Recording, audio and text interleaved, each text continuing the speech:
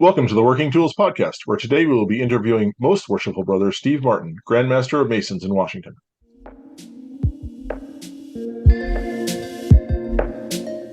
Ladies and gentlemen, brethren all, welcome to the Working Tools Podcast, a casual conversation around Freemasonry. First, it's important to note that our thoughts and opinions are our own and do not reflect those of our Grand Lodge or respective craft or concordant bodies. Please connect with us and ask questions via our website at theworkingtoolspodcast.com.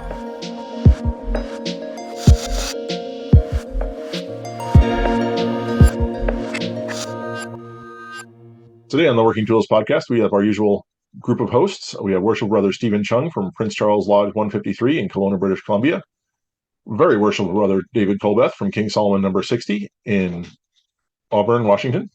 I'm Very Worshipful Matt Appel, and I'm a member of Mill Creek 243 here in Montlake Terrace, Washington. And Worshipful Brother Jarrod Dunham from Penticton 147 in Penticton, British Columbia. And we are honored to have with us this evening, or today, Most Worshipful Brother Steve Martin, who is the very recently installed Grand Master of Masons in Washington. So, Most Worshipful Sir, welcome, and thank you for coming out this evening. We appreciate it. Thank you for having me. It's good to be here. So we usually start off. We're always excited to do these Grand Master interviews. We usually sort of start off with a little bit about you. So how did you become a Mason? How did you become Grand Master? Years of campaigning, no doubt. Yeah, it's funny. It's been just a little bit over a month, and I still, when I walk into a room and somebody says, "Hey, Grand Master," I turn around and I look for Most Worshipful Brother Ed. So it's takes a little getting used to. I started actually.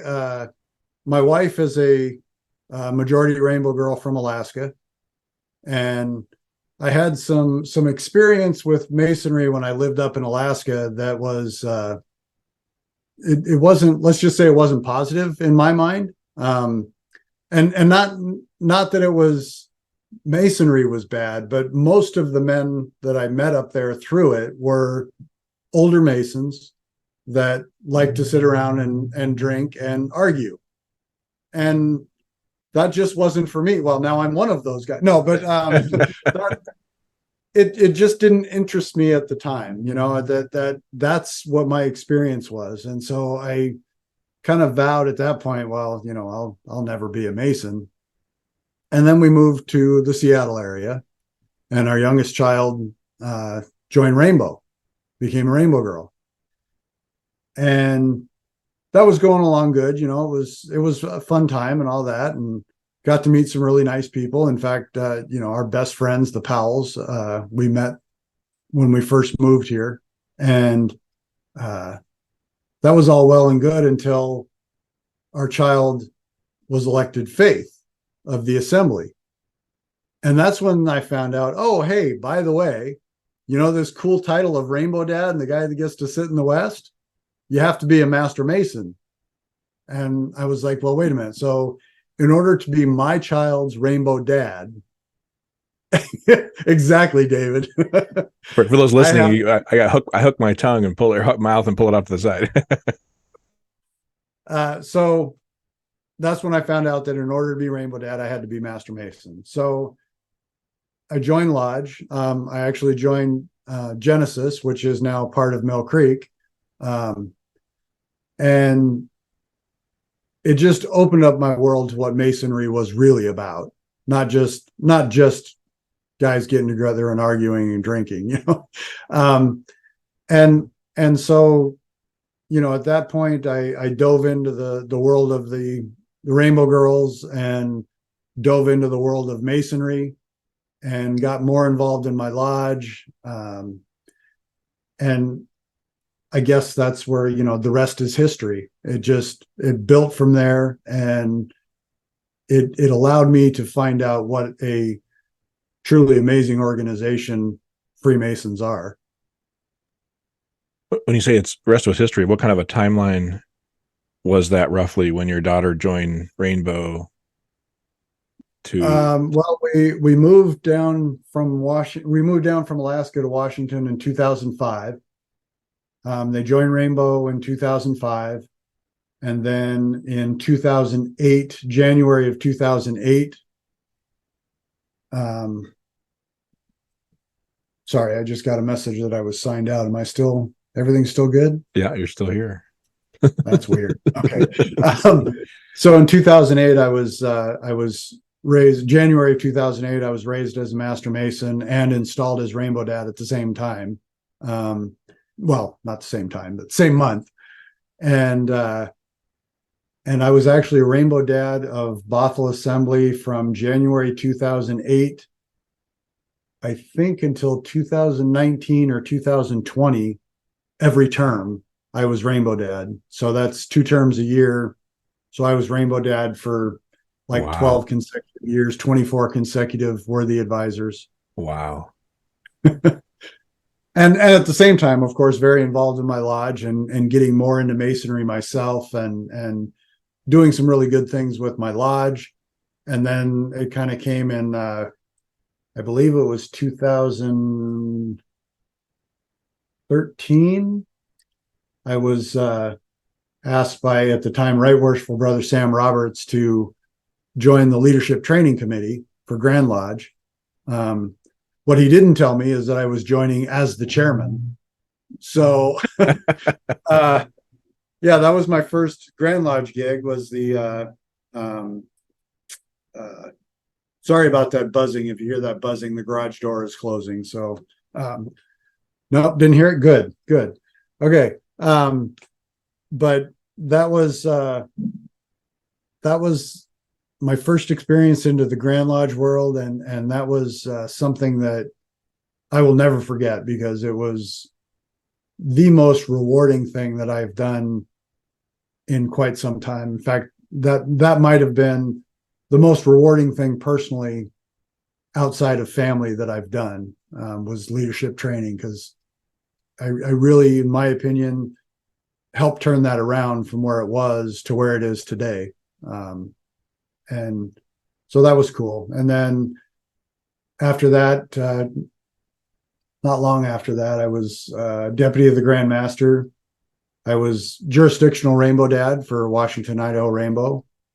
And then I was Grand Lecturer after I was deputy of the Grand Master. And then that's when I decided to make myself available, and I was fortunate enough to be elected during the pandemic. Exactly. Yeah, that was the COVID year. Or yeah, we did it all online. That was crazy. Yep. Yeah, it was. Were you chairman just for that 1 year, or were you chairman for more than that? I was chairman for 3 years, chairman of leadership training for 3 years, and then decided to step down. And leadership training is one of those ones that I think it's important to have a 3 or a 4 year turnover to get somebody new in that position. And, you know, I strongly believe that the chairman should be working on their replacement, because that's a hugely important committee, in my opinion, to our fraternity, because that's where we get 80% of all of our training comes through that committee. And that's when, you know, I took it from, when I took over, it was only open to wardens and deacons, and it was called the Wardens Conference at the time. And then when I took over, I talked with the XCOM, the executive committee at the time, about changing it to truly a leadership conference training, and training anybody that needed leadership training, not just wardens, but past masters that were going through again, or, you know, anybody, because I think that the training that we were doing was important to anybody. So we changed it then, and that's still the way it is today. And it's a pretty well attended event too, isn't it? They do it out in, it was in Wenatchee this year. Yeah, it was in Wenatchee this year, and it is still very well attended. And it used to be, you know, they would start classes on Friday night, and they would go until 10 or 11 o'clock at night with classes on Friday night. Then they'd start first thing in the morning Saturday. They'd go up to dinner. They'd have dinner. They'd start classes again after dinner. And another thing that I changed was I got rid of all those evening classes and just made it more about fellowship and getting together after the day and talking about what you learned during the day, because everybody has a different perspective on on what they learned, and there's classes that you weren't able to take, and it was just a great bonding time for the fellowship after the day, for people to really talk about what they learned and share their experiences with brothers they just met. And so now, did you say this is actually open up to all Masons, not just the wardens, or do you have to be an officer? Nope, that's correct. We have it open now to any Master Mason can register and attend the training. That's excellent. Yeah. The you never know. Again, past masters, I think it's important for them to go through it again, because you never know when they're going to have to go back through the chairs. And learning never stops. And I think also the younger guys that maybe not are sitting in a seat yet, as we all know, the reality of Masonry today is you could be not an officer this year and you could be senior warden next year. So I just felt it was important that anybody that wanted the training, anybody that had that drive, that ability, and wanted it, should be able to take it. I know we have several classes that are open to the wives or spouses or significant others that attend, females basically. And so there's a little bit of talk about the possibility of opening up some of those classes to fellow crafter and apprentices as well, since they're co-classes. Is there, and I know usually the deputy Grand Master is in charge of that event, or is in charge of that event. And so has there been any more discussion about the possibility of having some of those classes or more of those classes for leaders that identify themselves before they're Master Mason? So I think, and we haven't really made any decisions on that, but I think we opened it up to the ladies last year while I was Deputy Grand Master, because we felt it was important. That I've heard over the years that the ladies need to know what's going on, what are their husbands getting themselves into. So we opened some of the classes up to the ladies, and we've talked about fellow crafts and entered apprentices. The problem with that is we run the risk of getting too big, getting too many people that we can't handle the numbers. And so I think that if we open it up to beyond the Master Masons, then we're really going to have to expand the courses that we have. We're going to have to expand the staff that we have, and maybe even think about putting in another day. Because there's a lot of people that attend, and there's a lot of stuff that we go over in that essentially one day and a half. I could see that being kind of an interesting turn of events, to have your wife be able to go to one of those leadership training courses, and as you're only a fellow craft, you're not allowed to. Yeah. I think that's just a great turnaround. Well, but we have classes that are designed specifically not to be dealing with anything esoteric or anything monitorial or anything like that, so that I can't think of an example off the top of my head, but there's classes that, and David, you can help me out. Or installation planning for one. Installation planning for one is a wide open class. The other one was conflict resolution, I think, and I had talked to some of the ladies afterwards, and they really appreciated, because many of the ladies that attend, of course, are also in concordant organizations, which we just had a show about that, if you want to distractions from observing the craft, but they're part of other organizations, and they said they really enjoyed it because now they can take it back to their insert dependent group name, Eastern Star, Amaranth, whatever, to help them deal with conflict resolution.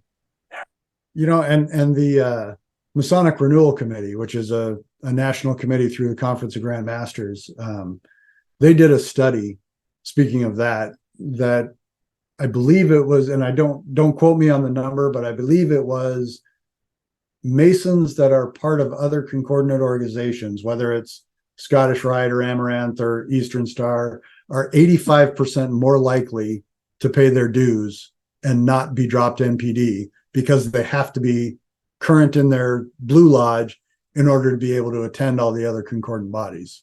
So joining concordant bodies is a good thing. Go, Jarrod, go. Jarrod had a smile. You'll have to listen to at some point to our last show. It probably won't come out until after your interviews, but we're exploring the Observing the Craft book by Andrew Hammer. And one of the chapters we just discussed was distractions, heavy with quotes. I'm air quoting here, distractions. And what it translated to was appendant organizations, distracting away from the true path of maybe what observing Masonry might truly be. And so it was an interesting discussion. We've had some direct responses on that, but anyway, I don't want to make this show about that or about leadership retreat necessarily, but it's well, it's but I can offer my opinion on that too. Yeah, please. Again, if it wasn't for those concordant organizations, if it wasn't for Rainbow, I would not be sitting here talking to you as Grand Master today. Yeah, it's and that's the juxtaposition. It's tough. It's a tough. Yeah, absolutely. There's lots of Somebody great else we can blame on Rainbow. Yep. So that kind of actually brings me back to a question I wrote down when you were giving us your bio there a bit. At the beginning, you had mentioned that you didn't have the greatest first experience, but then after joining or connecting to it through Rainbow Girls, you met different people. What was different? What changed your mind for you? Because I think that's an interesting scenario where you maybe looked at Lodge, weren't too impressed with what you found, and now you're the Grand Master. Well, and I don't want it to come across wrong, because the guys that I met, one of them was my father-in-law, and I loved him dearly. And most of the men that they hung out with, I really enjoyed those guys, and I loved being around them.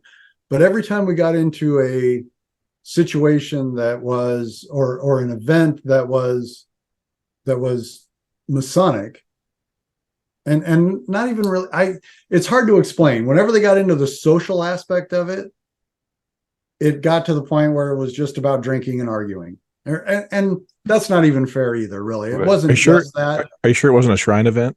Sorry. Right. So that was the negative aspect to it. What was positive about your next experience that had an impact enough to change your mind, other than needing to do it for Rainbow Girl? Well, because I got to go and attend, I guess, more than just the social side of it, and see what was really going on in Masonry. And it's not their fault. It's just, that's all I was exposed to. And so that was in my mind what it was all about. But once I got exposed to, the brotherhood, the men of like minds, the ones that are trying to do good for the community and trying to do good for themselves. And I know all those guys now that I met up in Alaska were doing that, but I didn't see that. I saw that when I joined here, and I saw how it a lot of what I didn't like now made sense, because I could see that, yeah, they were arguing, yeah, they were drinking, but they were having a good time together. It was like family. And at the time I didn't see it that way. I saw it as drinking, and I don't drink, so it just didn't interest me. But seeing it from the other side, seeing that fellowship, seeing that brotherhood, that really, again, opened up my eyes to the other side of it that I wish I would have seen 20 years ago. Thanks. That's it's an important thing, I think, to try to keep an open mind when you're looking into whether it be Freemasonry or anything have a serious interest in. And I'm glad you took a second look at it in that way. I know I was in DeMolay, so with DeMolay and Job's Daughters, there were a lot of Job's Daughters dads that ended up joining Lodge. Usually it was to be on the Guardian Council. but there were the odd ones that joined lodge for themselves, because they were exposed to it, and because they were seeing what their daughters were experiencing in Job's daughters, and they thought, well, if it was anything like that, that they could see the positives and how it could be positive experience for themselves. So they were joining for themselves at that point, right? Which was really really cool to hear. Being on the membership committees, I get to find out why everybody wants to join when they come and knock on our door, right? So Yep. I get a variety of answers, and that was pretty cool. Well, and I think this goes back to this why I feel strongly about the 6 Steps program, because the 6 Steps program gives a person like me 20 years ago better insight to what's really going on. And it's you're taking it slow, but you also have to remember that you're always a Mason. And so people are looking at you all the time to see how you're acting. And if you're always acting like an ass, people are going to think Masons are all asses, so you really have to, I think I don't know exactly how to put it into words, but you're a Mason 100% of the time, and you represent no matter where you're at, whether it's Facebook or whether it's a grocery store. And some brothers would do well to remember that a little bit more. Yeah, I appreciate you talking about the 6 steps too. We talk about that idea. We stole it or borrowed it or share it with the British Columbia and Yukon. And so we utilize it, of course, a lot. And I just was talking with a good brother, Dan White, about that idea of what if when lodges don't use it, or maybe don't or use some form of it, then the candidates, the inquirers, or what is it you guys call, what is it you call them, Steve? Seekers. I like that word. They call them seekers.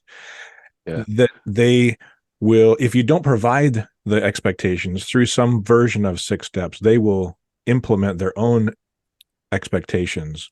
And then when you don't meet their expectations that they've implemented for themselves, then they're disappointed. So when you bring in 10 new guys and only 4 of them are engaged, you wonder why. Well, it's because you didn't give them the set of expectations ahead of time, so they knew what to expect and what was going to be expected of them. And they inserted their own. And then when that didn't happen, it could be they had higher expectations or lower expectations or something in between.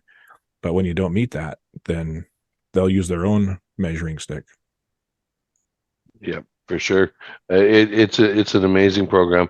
I'm so glad that it was introduced when it was, because we needed something to guard the West Gate, and it was a great measuring stick. I mean, it in a sense it weeds out a lot of the people that are just idle curiosity. And I get criticized a fair bit for being so adamant about giving them a memory test, right? But I stick to my guns on that, because it doesn't matter which work you're doing, there is a prove up that needs to be done. You have to be able to commit something to memory, or you cannot join Freemasonry. And if they're not willing to put the work in, how committed are they? Right. So that 6-step program was probably one of the more impactful programs. I am eager to learn more about what you did with the leadership training committee, being that you were, it was basically dropped in your lap, and you took it and ran with it, and from what I'm hearing, kind of like made it your own, and then just went hair straight back and got it to a really active point. Well, it was again, Most Worshipful Brother Sam Roberts was the one that asked me to do it, and he was senior Grand Warden at the time.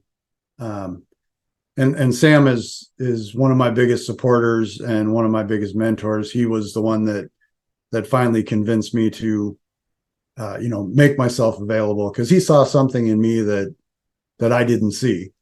And he put me in at leadership training, and him and I talked a lot about where it was going, where he wanted it to, his vision of it. And then he pretty much gave me, I won't say free reign. I had to run it, of course, all by the executive committee, but gave me enough free reign to where I could make significant changes. And again, one of the significant changes that I made is we didn't do any classes on Friday night. The only thing we did Friday night was we had the fellowship dinner, a guest speaker, and then social time. And that was a really good way to kick it off. They still do that today. Day two, we started in the morning. We had classes all day long. We had dinner. We went back to classes until like 11 o'clock at night. So what I did is I implemented where we got up to dinner, we did our dinner, and then after dinner, we had an open bar. And the open bar was where everybody would gather and talk about what they did during the day. And so you get, just because of the nature of our leadership training, you get junior wardens from all over the state coming together, talking about what they've learned and what they want to implement and what they want to do. You get senior wardens coming together, talking about what they learned. And it just really, and of course, you get a couple of drinks involved, and it starts where people don't argue, but but it worked out really well the first year that we decided to keep doing it.